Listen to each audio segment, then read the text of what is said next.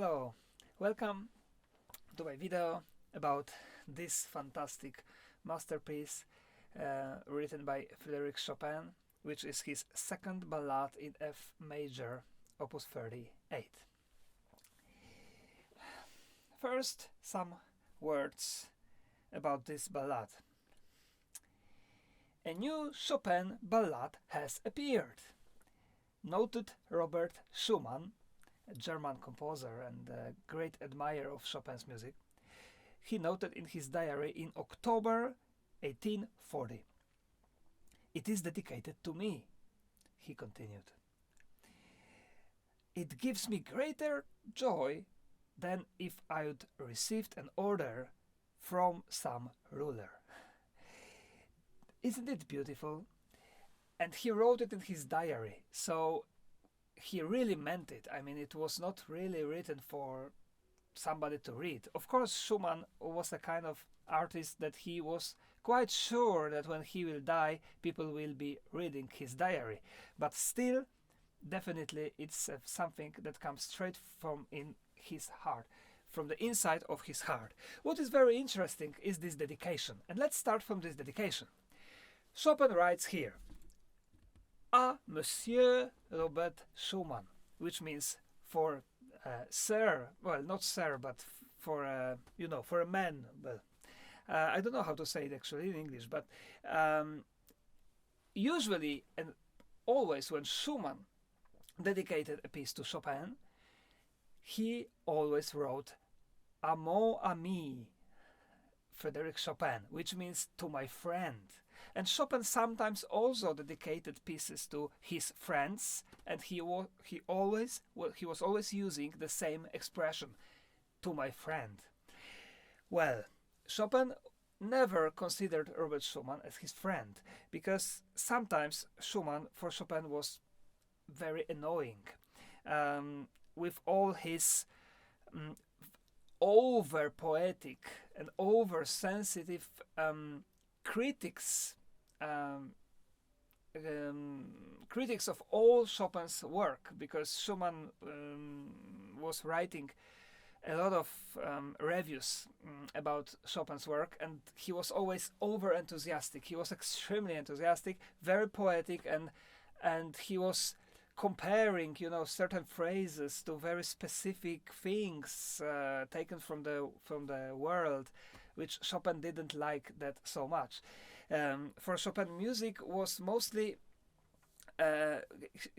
music spoke for itself, but not always, because sometimes we also know that Chopin was inspired but by something else. And in this short article, which actually you can find on the website of Chopin Institute, National Institute of Frédéric Chopin Institute, later we continue. If we continue, then we can read that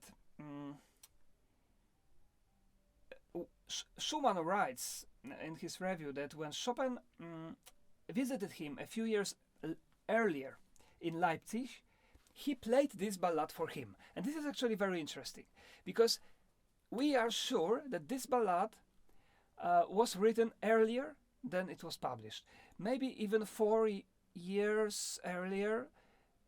We are almost sure that Chopin had this slow part, which I just played for you. Schumann writes that he recalled a conversation with Chopin, and Chopin said to him that the certain poems of Mickiewicz, Polish poet, certain poems of Mickiewicz had suggested his ballad to him, says Schumann, which means that Chopin was inspired by certain ballad or poem by Mickiewicz. We don't know which one, but certainly it might be true that Chopin was inspired by Mickiewicz. I'm sure about it actually, but not literally, that's for sure. I don't believe that Chopin was reading a poem and then writing a music which describes this poem, because this music would be too cheap for Chopin. It would not be deep enough. This music is a ballad by itself. It has its own story, and this story is not based on somebody else's story. because Chopin was not this kind of composer.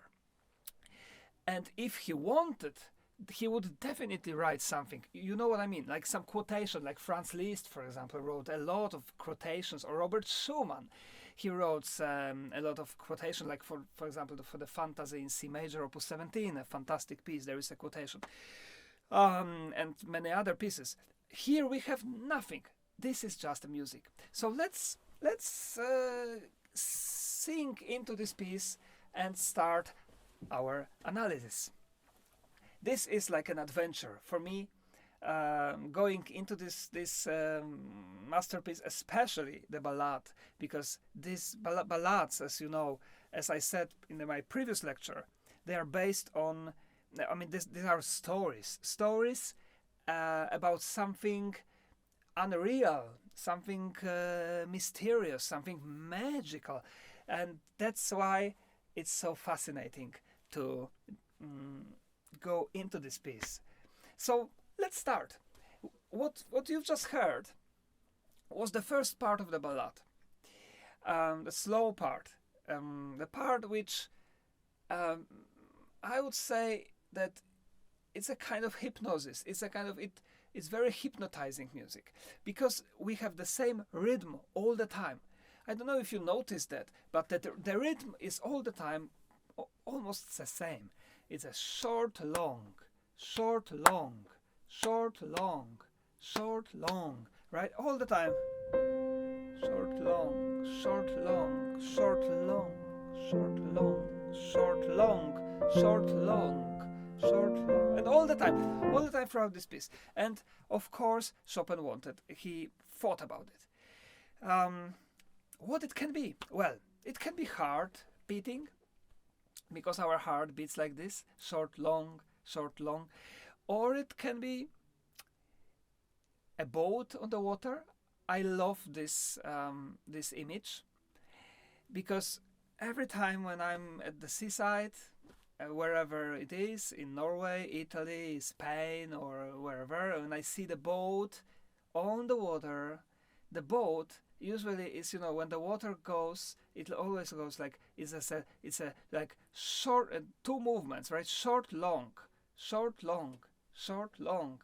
And it can also be the feeling of waving, the wave,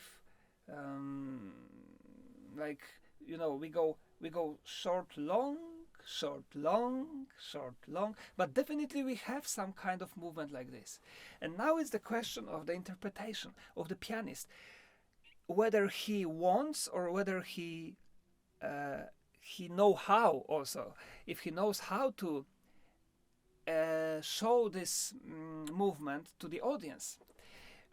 Because here we have something which I call a gravitation in music.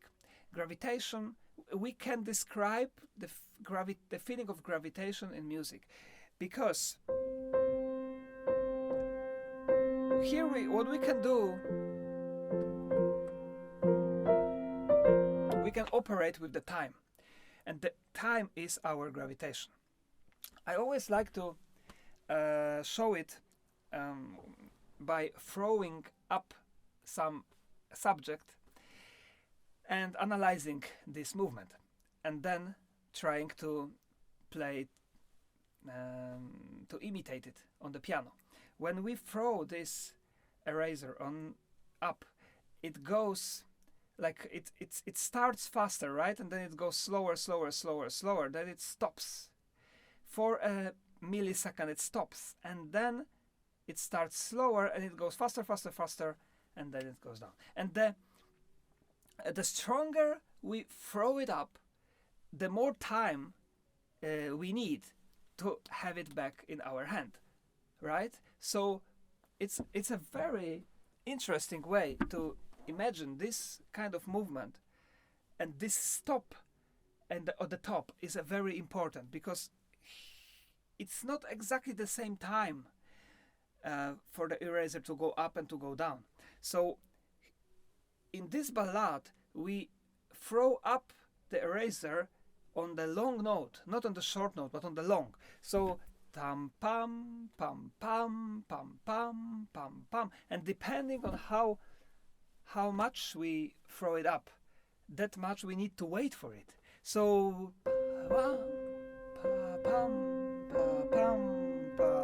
and when we look at the boat on the water, it's the same. I think it's a great inspiration for every pianist who plays this piece to have this kind of waving.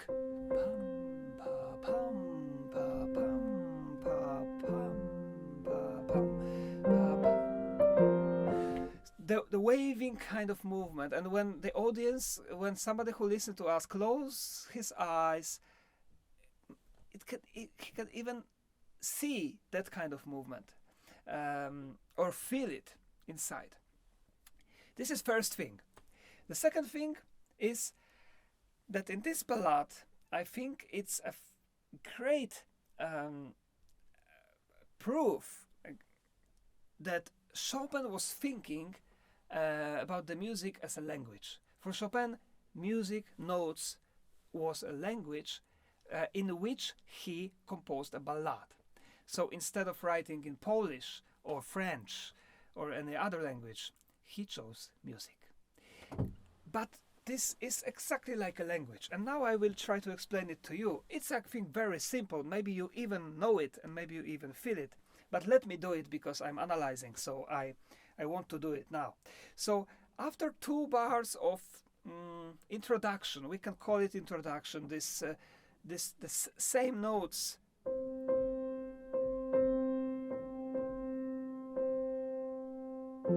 we have the chord, and from this chord starts the story.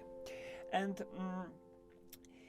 about the introduction I will talk a little bit later. Now let's focus on this language thing, music as a language.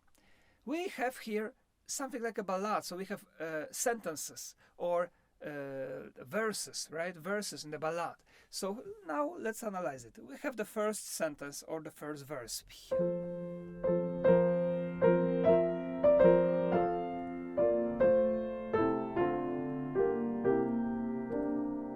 And now the second.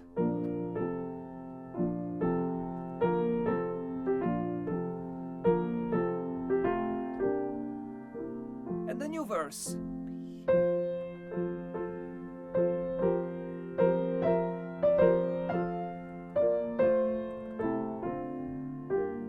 A new verse.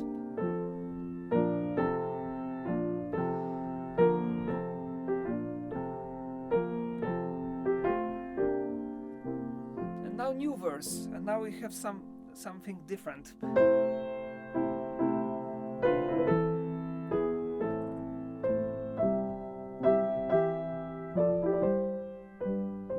Verse.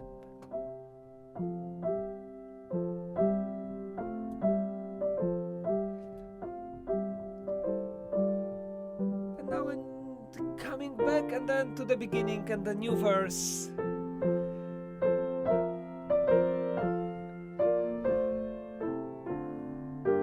A new verse.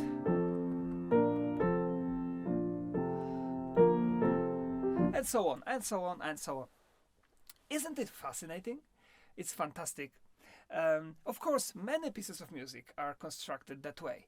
A lot of Mozart music and Beethoven's music constructed by phrases. But here we have a ballad way of constructing a phrase. Some Polish musicologists and some artists tried to put the words of Mickiewicz's ballad into this music. And they even succeeded in 2 ballads, Świteś and Świtezianka, they're called. The 2 ballads, you can actually put the words to this music and it works. But the problem is that the character of these ballads doesn't really correspond with the music, not that much at least.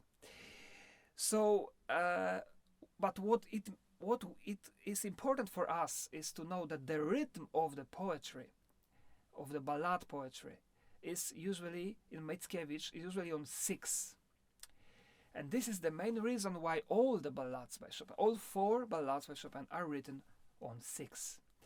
Here we have 1, 2, 3, 4, 5, 6. 1, 2, 3, 4, 5, 6. 1, 2, 3, 4, 5, 6. 1, 2, 3. And this is another absolutely amazing thing, don't you think so? That the notes, the sound without words can be a poetry itself. Because we have no words here, right? This is not a song. Of course, we need to know it to appreciate it more. But when we know it, then suddenly our mind is opened, and we just can't believe that this connection of poetry and music, and maybe even painting, because we can close our eyes and we can see a boat, or we can see whatever we want. This all is connected together. And this is the reason why I love to be a pianist, and when I love music so much. Okay, now let's analyze it. The first part, let's call it part A. It starts from the introduction, and this introduction is very simple. It's a complete opposite of the introduction of the first ballad in G minor, because in the first ballad we had a quite long introduction, an introduction which brought us a feeling of deep sadness and maybe even tragedy. Here we have the total opposite. What we hear? We hear some bells, maybe some far away. Definitely far away. Chopin writes sotto voce, which means very, very silently. And only we don't know where we are. We don't know which key we are, because there is no chord. So it could start from many different chords.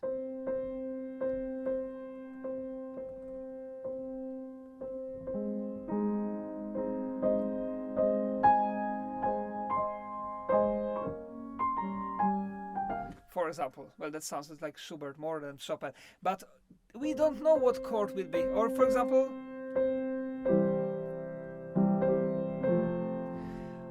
many chords we can build on this one note. So as long as we don't have a chord, we don't know where we are, and we don't know what's going on. What I say, and what I think is very important, is that this ballad starts from the silence. And it's important for a pianist to realize it, because when we want to start it from the silence, when we play it in public, I think the pianist should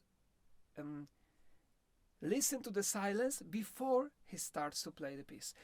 So usually we do it by putting our hands to the keyboard. When we put our hands to the keyboard, usually the audience is silent immediately, and they are waiting. In this ballad, I think the movement of hands to the keyboard should be extremely slow. So the music starts when our hands are on legs.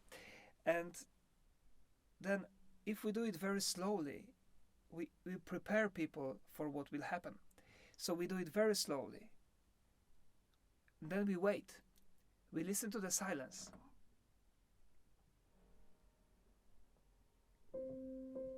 And then suddenly from the silence we hear something very far away. And then the story starts.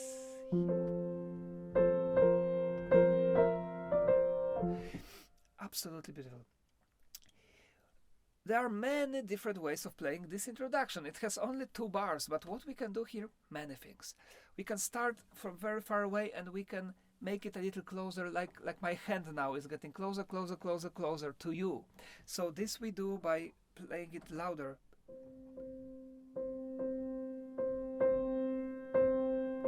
For example, and then the story starts. We can do the opposite. We can start a little louder.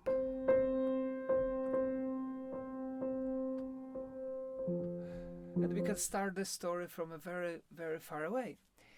We can do both. We can do from silent to loud and then back.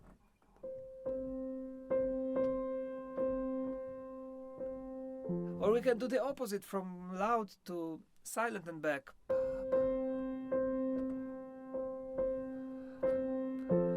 Or we can do nothing, and it will also be beautiful.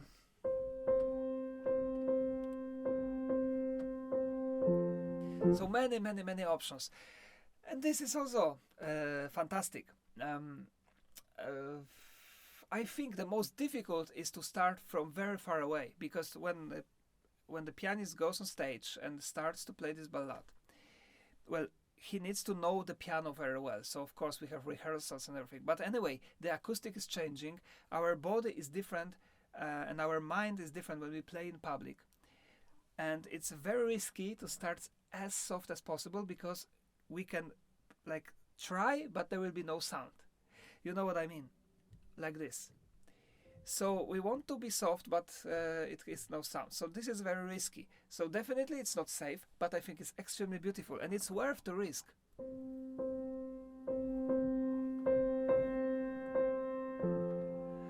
Because on these 2 bars we can do so many. Okay, let's listen to the story. So the story it's like a symbol of waves. In generally, I think all this ballad is a symbol of waves, of the sea, of water. The waves are not only in the rhythm, but also in the phrase. Let's listen to it. We go up, and then we will go down, like a water, like up and down, like waves. So up, and then we go down.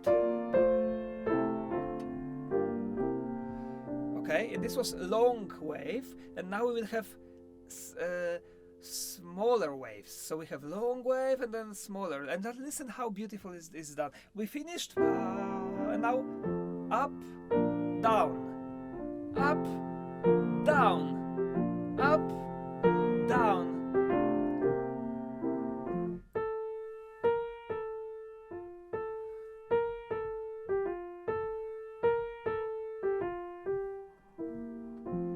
Up and down, and then again long wave. So long wave and smaller waves, long wave, and how many are there? 1, 2, 3, and 4. So 1 long wave and 4 smaller waves. Then it is repeated.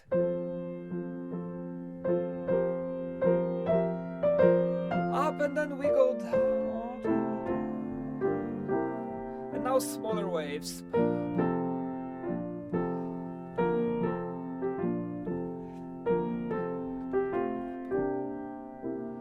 And this is the end of the first part of part A, and then we have a middle part, which is we have the different melody, and the mood is changing a little, because for now the mood was quite nice, I would say. We feel okay, we feel good. We don't suffer. We don't feel terribly sad like in the ballad number 1, for example.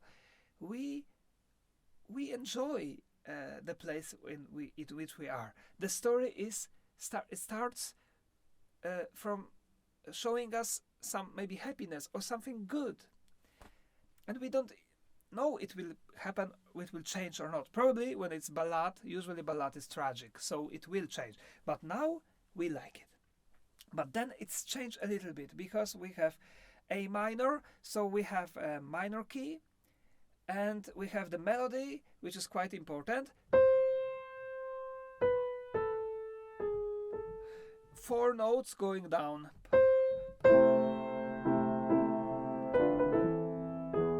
Then go up, and then the same motif from different note.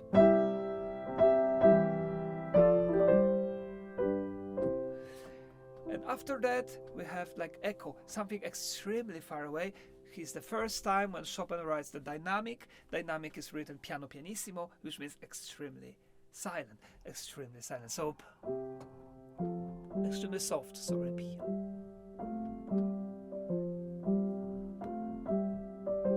And again small waves, up, down, up, down, up, down.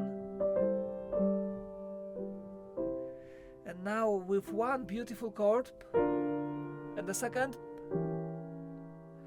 we are back at the beginning of the piece, of the ballad, of the story.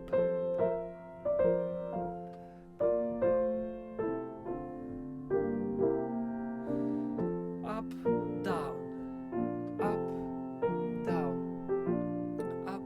and it should be like this. It should be repeated, but it's not repeated here, because of course here we have the genius writing that. So the ballad starts to change. We have the first surprise, and after this first surprise, immediately at the same moment we have another surprise. So it's like two surprises at the same time for the listener, for our subconscious. First surprise is that instead of having this, what I just played for you, we have immediately a new chord. Wow, strange. And the second surprise is because this first surprise is that we are surprised because there is something else than we already know. But then this chord we know already, because this was the beginning of the middle section of this. It's exactly the same chord.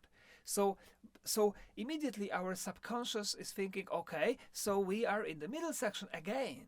But no, we are not. And this is another surprise. So there are two surprises. What a genius moment in this piece. So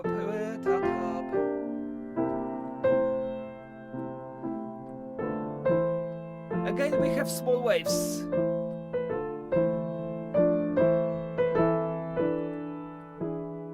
And then it finish, and then we have two new, well, again the motif from middle section,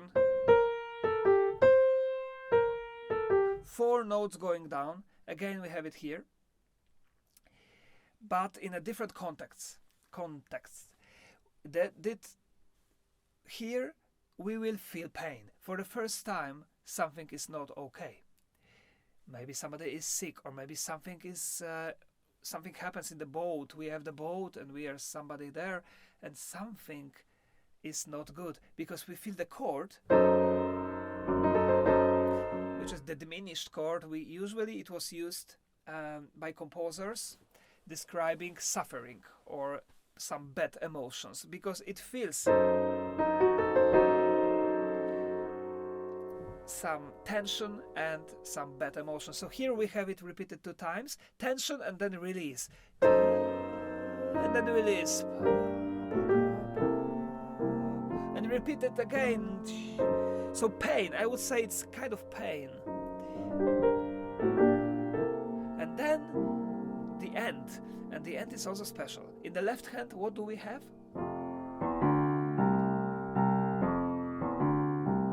1, 2, 3, 4. 1, 2, 3, 4. So again we have this, the motif from the middle section. Wonderful, isn't it? So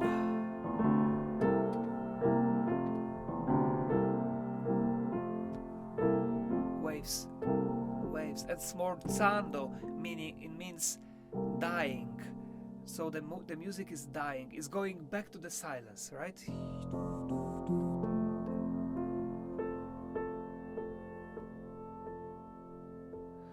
Six repeated notes, just like at the beginning. So it starts from the silence and it ends with the silence. And at the beginning, and we know it for sure, this was all what Chopin composed. I mean, 4 years earlier than the whole ballad. We know from Camille Saint-Saëns, French composer, that Chopin very often played this ballad. I mean, played only the first part A in the ballad, and then he finished. He played it a lot for Pauline Viardot, his great friend and singer, and she told this to Camille Saint-Saëns, and that's how we know it. Well, it probably is true, because Chopin loved to play such a music, and it creates a very Chopin-like atmosphere, I would say. What happens next is absolutely shocking. And now I'm sure you know the ballad, because you are watching this video. I don't think but maybe I'm wrong. Is there somebody here who doesn't know the ballad and never heard it before? Well, I would be very happy. But if somebody is watching this video, I'm quite sure that you are interested in that, so you know it. It's, of course, quite famous piece. But I always imagine somebody who doesn't know the piece. And you know, it's very interesting and even funny. And you can try to do it if you have some friends who doesn't listen to classical music. You can, if you have some kind of party or some meeting, you can play a game with them. Just tell them that you will play some very nice music for them, and you open this ballad number 2, and then watch the reaction of the listener when the next part starts. You can even make a video, because it will for sure be very funny, very shocking, because especially if you put the music loud. When you have the beginning, you can put it louder, because it's all is soft, right? All the part A is soft. And now we have, after the end,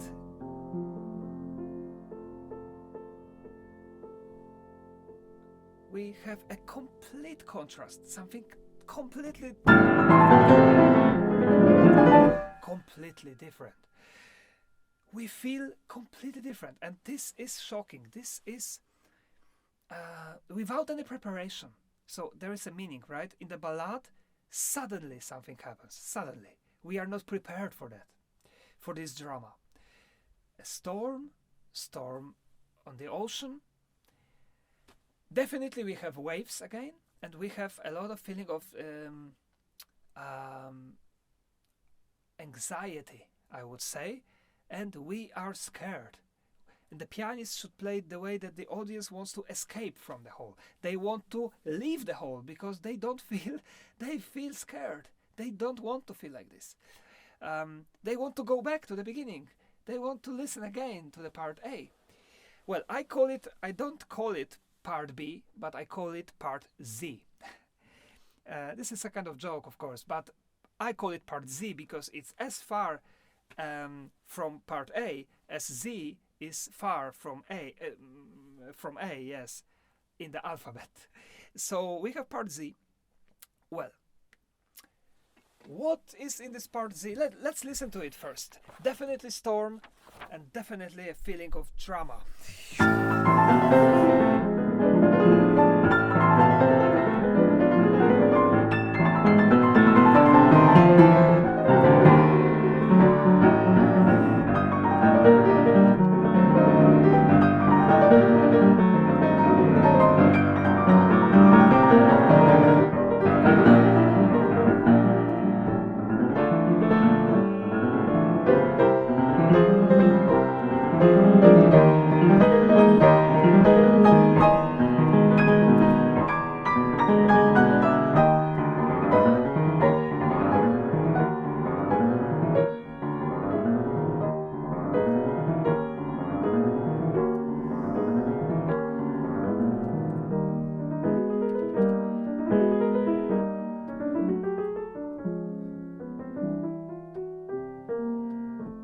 Magic!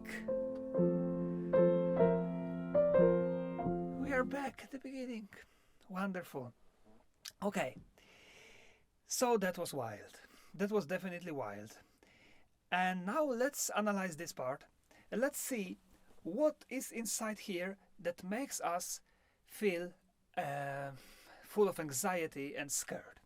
First of all, we definitely have waves in the right hand, because we go from up to down and then from down to up. So it's even when you look at the score, even if you are not a musician, you will see, starting from here, that these are waves. Even a little kid, if writes the line here, we have the waves.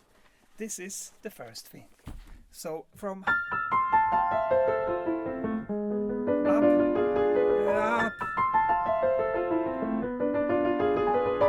and two longer waves, and then from up to down. But there is something more interesting and more genius here than only this, because this almost everybody can feel and see. But now I want to tell you something that probably you never analyze it as deeply. So maybe it's something new for you, I hope. Because this is the sense of these videos, of course.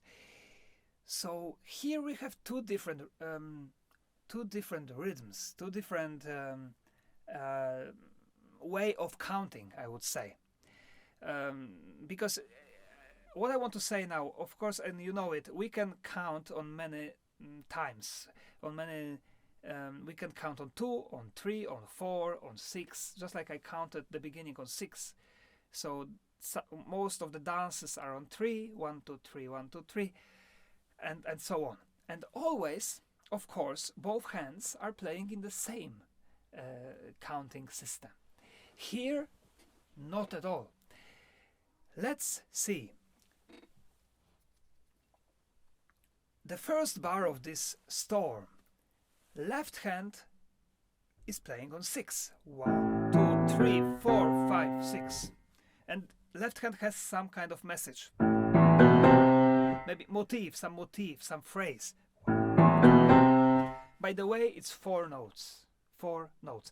Of course, they are not like before going down.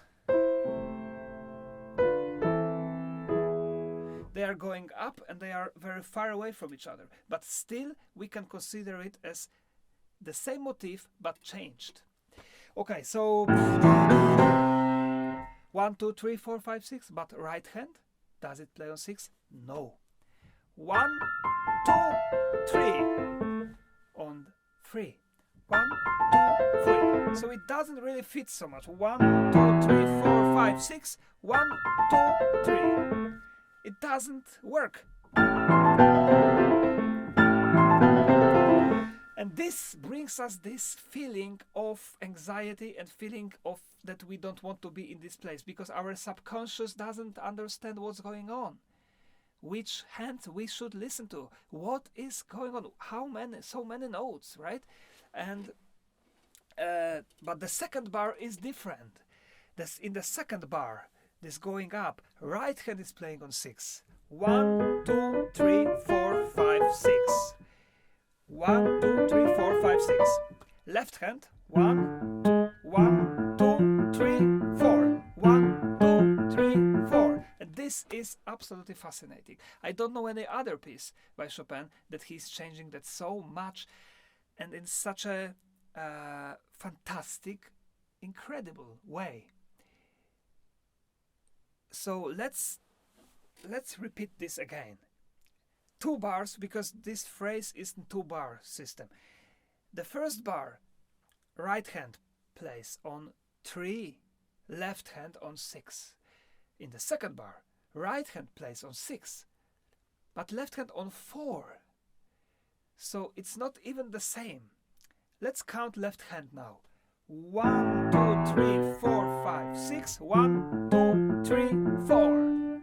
And then again, 1, 2, 3, 4, 5, 6. 1, 2, 3, 4. So strange. And right, 1, 2, 3. 1, 2, 3, 4, 5, 6. 1, 2, 3. 1, 2, 3, 4, 5, 6. Now let's listen together.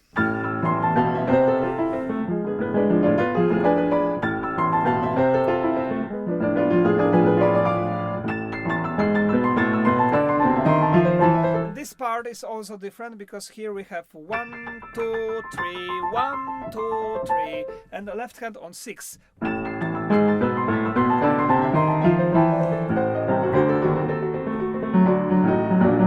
So practically they are never together, never together. Always something is going on.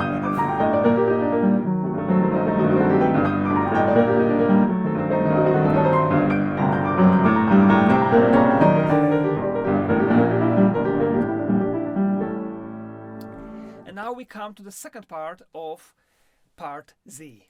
The second part of part Z is also very fantastic. We go a little down, and then in the right hand,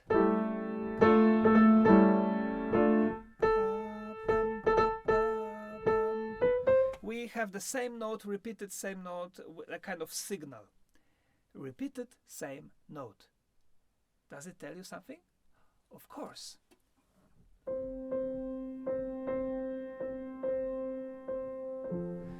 we have 7 times here. 1, 2, 3, 4, 5, 6, 7, and then starts the story. Here we have also 7 times, except the last 7th note is different because we are going up, we are building the climax now. So 1, 2, 3, 4, 6, 7. 1, 2, 3, 4, 6, 7. Sorry, 8th note. Excuse me, 8th note is different. And here 1, 2, 3, 4, 5, 6, 7, and 8. So it's exactly the same. So it's exactly the same. That means that Chopin definitely thought about it. So absolutely genius moment. Completely different way of showing the same motif which we had in part A. And this will repeat 3 times, and in the 3rd time we go very much up and we reach the climax, forte fortissimo, so very loud. We reach the huge climax, and then we will slowly be going down, down, down, down, down, more and more and more silent. At the end, more and more slower and slower, sorry, and then we are back at the beginning of the piece. This is a challenge for a composer, for Chopin, when he was thinking how to come back from this huge storm to part A, and he constructed something like this. Everything is connected. 3 times. 2nd, 3rd. Here, and then we go down. Okay, and now what is in the left hand?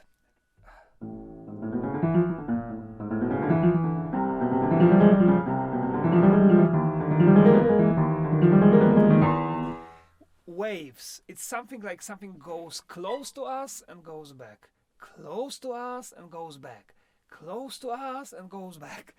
So, and it's very scary because I play it slower so that you can hear. And then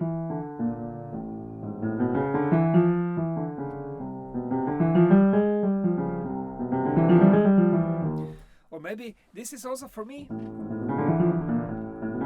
For me, it's like a water, actually. Water, you know, going closer to us and back, closer to us and back.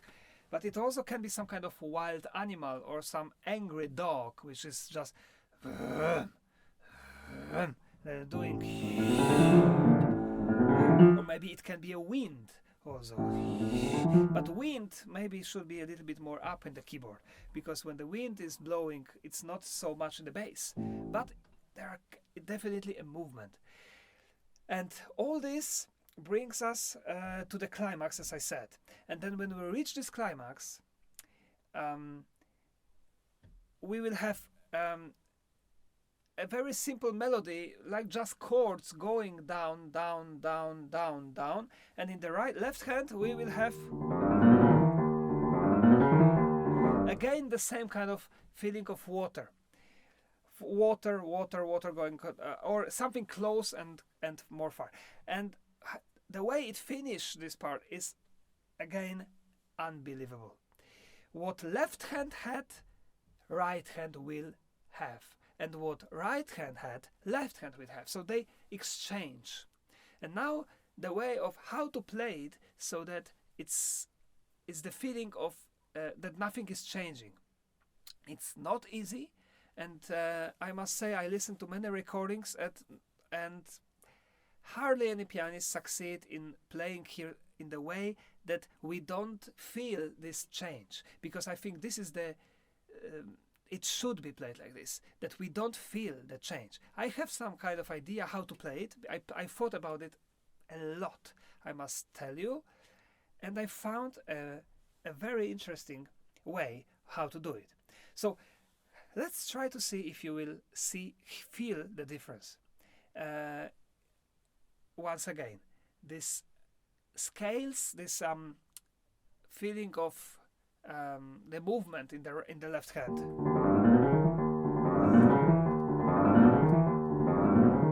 We'll change and we'll go to the right hand, and this melody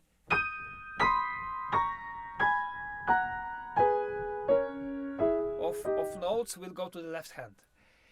Okay, I play for you now the second part of part Z.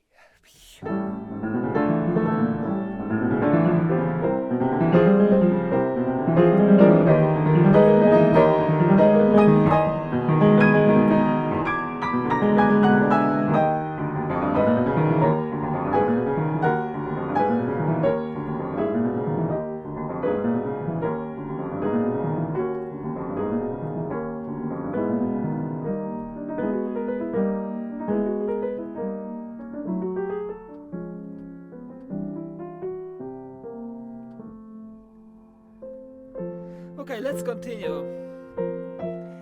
Let's continue now, because we'll never finish this. We have part A again, but now the part A is very well. For when we listen to it without thinking, this ballad in general is very simple, because we have slow part, fast, slow, fast, and the end. That's how it is. But in this slow fast, this now we have part A, but this is the middle part of ballad. So we can call it even maybe part C or B, but this is something different. Because after that, what happened after this tragedy, we have a different ballad. It starts exactly the same, but after a very short time, it stops completely. It stops, we will have the silence, and then after this silence is extremely important. So whenever you listen to this ballad, remember, when the silence will come, when we have the part A again, I play for you.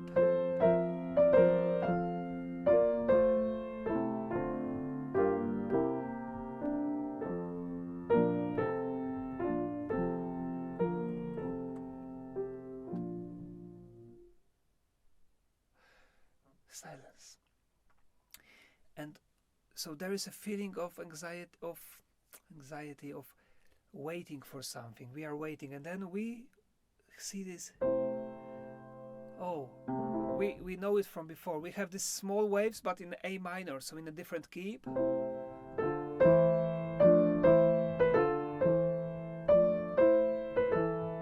And then we are exactly at the end of part A with this. Do you remember this pain? Here we will have it again. Tension and release. Pain. And now, surprise. Again, there is a pain in the left hand melody.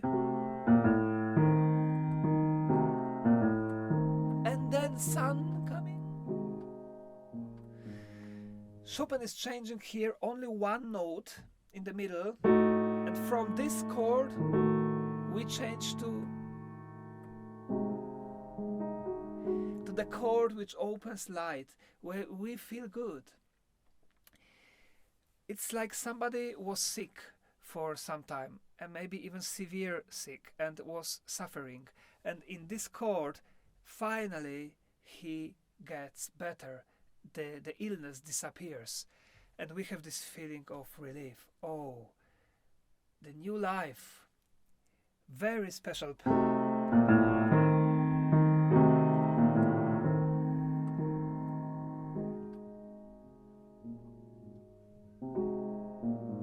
I'm sure you feel it.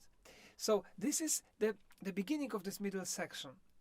And from here, when we have this sun, when we feel good, something incredible happens. We have the duet, we have the dialogue, we have the conversation of she and he. We have a love scene, extremely beautiful moment. So let's enjoy this love theme, and I hope you will hear the dialogue. Now he. Now she, and he,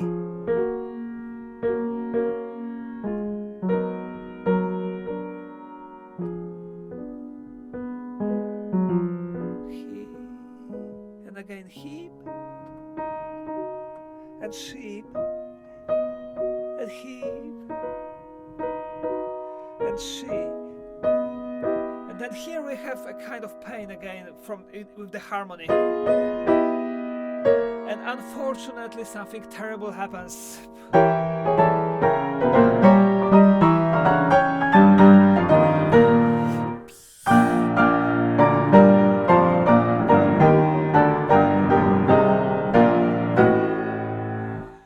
Oh, what a nightmare.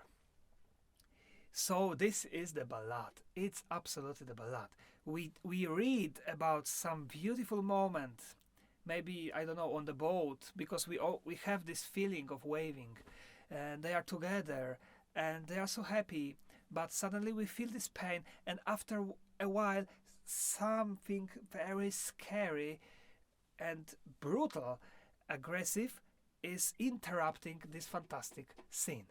But thanks God, it disappears, and the love scene, the love dialogue will appear again. But unfortunately, again it will be interrupted by this terrible moment, something very, very tragic and aggressive. And unfortunately, the third time it will not appear, because we will get back to part Z, so to the storm. So let's listen the whole dialogue again.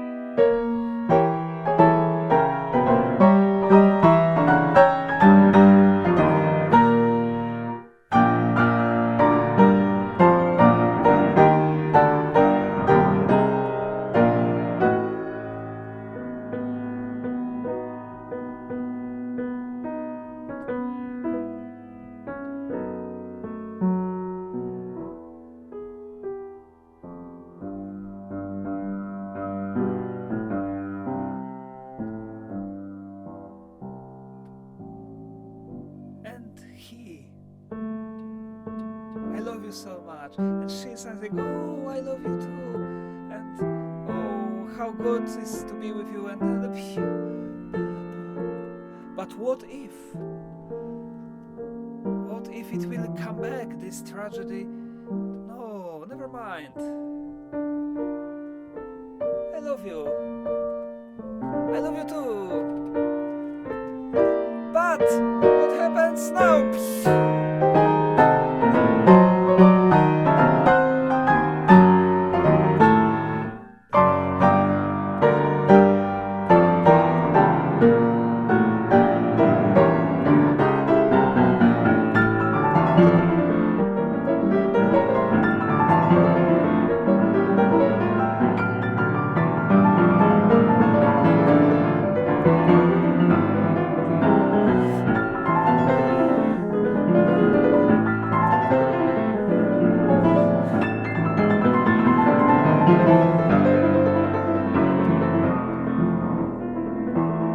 Okay, this was part Z again, and from here we start to approach the ending, the terrible ending, where we have the huge drama, and that we really, well, the whole ballad ends terribly, definitely.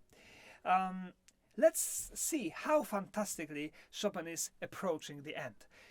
In the left hand, we will have the phrase which musicologists and everybody calls the Chopin's way of building phrases. It was not really Chopin's original way, because he took it from Bellini, his friend and opera composer, who composed phrases like this. What I mean is short, short and long. Short, short and long. We have it everywhere. I always love to show it on the Fantasie Impromptu. When we have short, short and long. so this is the way. And here we have the same thing of the same way of composing a phrase. And this will bring us to the great drama and to coda. Coda from Italian, tail, which we musicians call it the end of the piece. Just listen to this fantastic moment. Left hand. Short. Short. And long.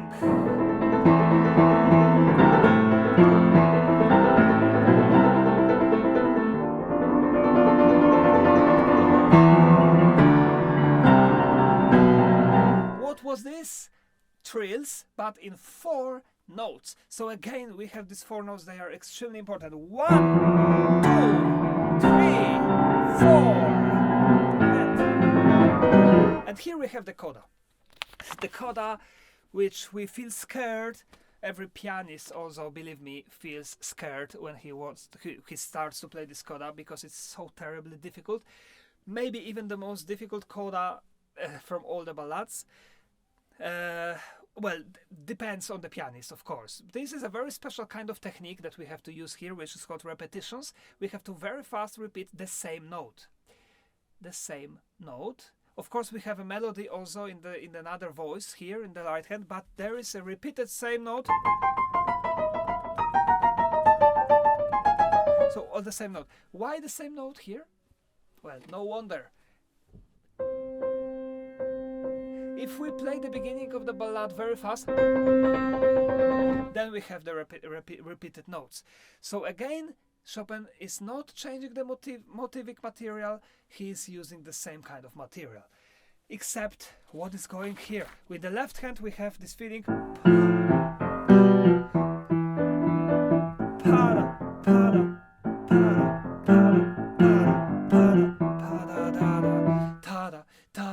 We have the feeling of anxiety, of death coming, I would say. It's a huge storm. I don't want, because I don't want to exactly picture anything, because the music speaks for itself. But because of the ending of the ballad, when I play it, I have my own image and I can share it with you. But I will do it at the end. Now let's just say that it is a huge storm.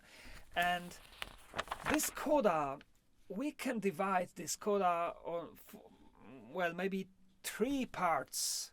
And so let me play for you the first part of coda now, with the huge storm and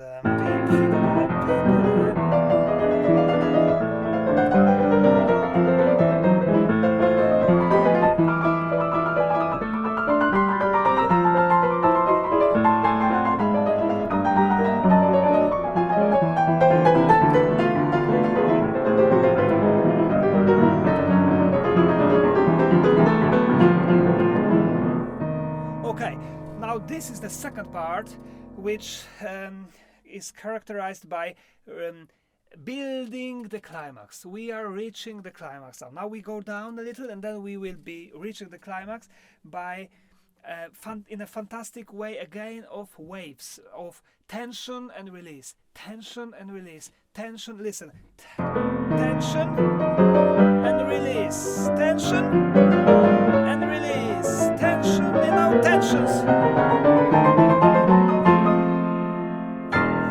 And this is a very short moment, and now we have, well, the last part of this fast coda, which we have something that we had in part Z. We had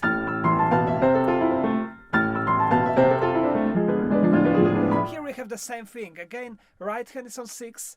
Well, actually here is right hand is on 6 and left hand is also on 6. But it sounds, it's so fast that we don't hear it anymore, because we have the left hand and the same that we had in part Z, and in right hand we have the same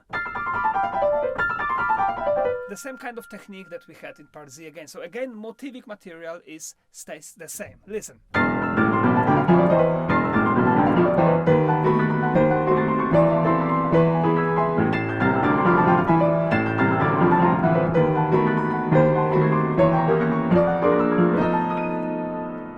Okay, and now it doesn't end. It should end forte, loud, so that the public can clap and standing ovation, you know. It should. But it doesn't. It doesn't. It's just... What did I play here? Or something wrong. Okay, and then after that we have...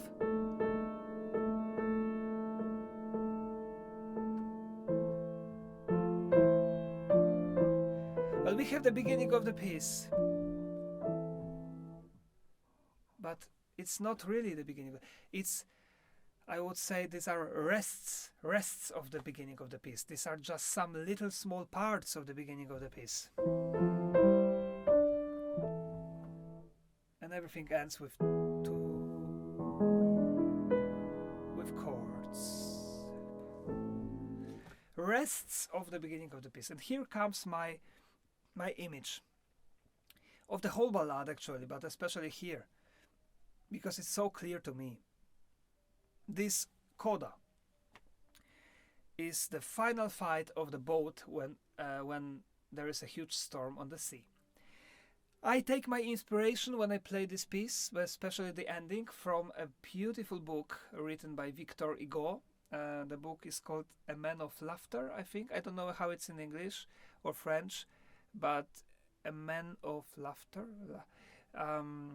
This is about, well, the beginning is the description of the storm at the sea, and it's the most fantastic description of the storm at the sea that I know. So I strongly recommend this book. Chopin knew Victor Hugo. Victor Hugo loved Chopin. Probably Chopin even knew this book, but of course we cannot say that Chopin was inspired when he wrote this piece. But definitely this kind of literature is inspiring for artists. It's inspiring for me very much. And of course when I read that, I hear the music inside myself. And that's what I'm saying. I wouldn't describe it better than this. So we have the storm, and then when the storm finished, unfortunately, the boat crashed. So on the sea, which is silent, of course, when the storm finished, we only have some rests, just on the waves, rests of the boat. So let's listen to the whole coda, and maybe if you want, you can imagine this.